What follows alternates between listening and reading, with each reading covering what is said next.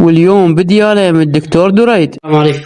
عليكم السلام ورحمة الله وبركاته. يا أهلا الزيدي. احكي لنا دكتور، شنو اختصاصك؟ أنا دكتور دريد جميل كريم زيدان الشمري، أخصائي جراحة عامة وناظورية في مستشفى بعقوبة التعليمي. أنا حقيقة درجت في اختصاصي من طبيب مقيم كنت متدرب إلى طبيب حامل شهادة الدبلوم العالي في الجراحة العامة والناظورية، ثم طبيب في اختصاص في الجراحة العامة والناظورية شهادة البورد العربي الدكتوراه من الجامعة الأردنية. عمليات اللي يقوم بها هنا عمليات يعني جراحية لعمليات فتح البطن الاستكشافية، عمليات رفع الطحال، عمليات رفع الغدة الدرقية، عمليات رفع الثدي، عمليات الجهاز الهضمي بأنواعها، العمليات والمشاكل اللي تحدث في المقعد، كل أنواع العمليات، وإضافة للعمليات الناظورية في الجهاز الهضمي وقناة الصفراء وكذا.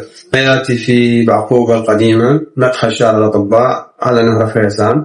تفتيح مالتك بالضبط بالعيادة؟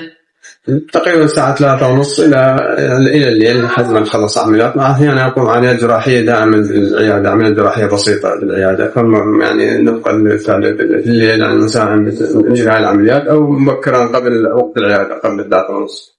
وهاي بعض شهادات التقدير، وهاي أرقام الحجز، وذني نبذة عن العمليات اللي قام بها الدكتور دريد.